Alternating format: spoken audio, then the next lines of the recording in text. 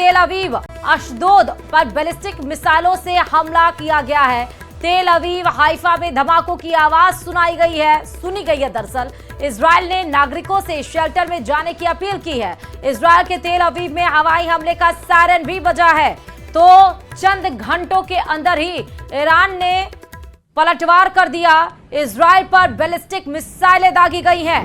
तेल अवीव में एक बार फिर से और हाइफा में धमाकों की आवाज सुनी गई। इजराइल सरकार ने नागरिकों से शेल्टर में जाने की अपील कर दी है। तेल अवीव में हवाई हमले का सायरन सुनाई दिया। बताते चलें ये पलटवार दरअसल इसलिए किया गया और इजराइल पर 40 मिसाइलों से हमला इसलिए किया गया है, बैलिस्टिक मिसाइलों से, क्योंकि इसके पहले अमेरिका की तरफ से ईरान के 3 न्यूक्लियर सेंटर पर अटैक किए गए, जिसके बाद ईरान ने तभी कह दिया था कि इसका मुंहतोड़ जवाब दिया जाएगा। इस हमले को ईरान बर्दाश्त नहीं करेगा। तो अमेरिका के हमले के बाद से इजराइल को एक जोर का झटका लगा है। बैलिस्टिक मिसाइलें दागी गई हैं। इजराइल पर 40 मिसाइलों से हमला किया गया है। तेल अवीव और अशदोद पर बैलिस्टिक मिसाइलें दागी गई हैं। तेल अवीव हाइफा में धमाकों की आवाज सुनी गई है कि गूंज सुनी गई है। आपको वो सायरन की आवाज सुनाते हैं एक बार।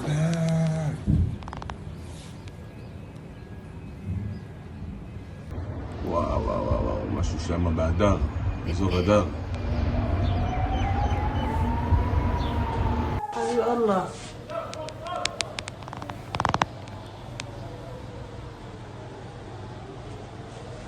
उत्तरी इजराइल में ईरान का दूसरा हमला है। ये उत्तरी इजराइल के हमले के सायरन भी बजे हैं। तेल अवीव में ईरान के हमले का अलर्ट जारी किया गया है। आपको ये देखिए, हम सायरन भी सुना रहे थे। इस वक्त की बहुत बड़ी खबर इसलिए है क्योंकि कल नेतन्याहू ट्रंप से मिले, अधिकारियों से मिले, बैठ के पूरी प्लानिंग की गई। देर रात उसके बाद न्यूक्लियर सेंटर पर ईरान के अमेरिका ने अटैक किया। वो अमेरिका जो प्रॉक्सी का रोल अदा कर रहा था दोनों देशों के बीच में, दोनों देशों से बातचीत करने की कोशिश कर रहा था। हालांकि ट्रंप ने पहले ही कहा था कि सीज फायर नहीं, जंग बंद होना चाहिए, लेकिन जंग परमाणु के साथ बंद होना चाहिए। וואו, וואו, וואו, משהו שם באדר, אזור אדר.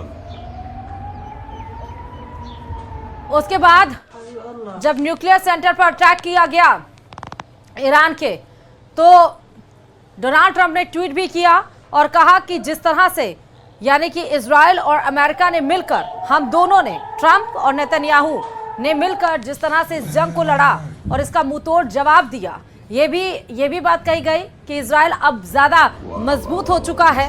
लेकिन अब क्या, जब ईरान ने कहा कि हम डरने वालों में से नहीं है, एक तरफ ईरान ये भी कह रहा था कि वो न जो एटॉमिक सेंटर्स पर अटैक किए गए उससे कोई नुकसान नहीं हुआ क्योंकि उनको खाली करा लिया गया था, और एक तरफ इजराइल पर 40 बैलिस्टिक मिसाइलों से हमला, सायरन की गूंज, नागरिकों को सेंटर में जाने की सलाह।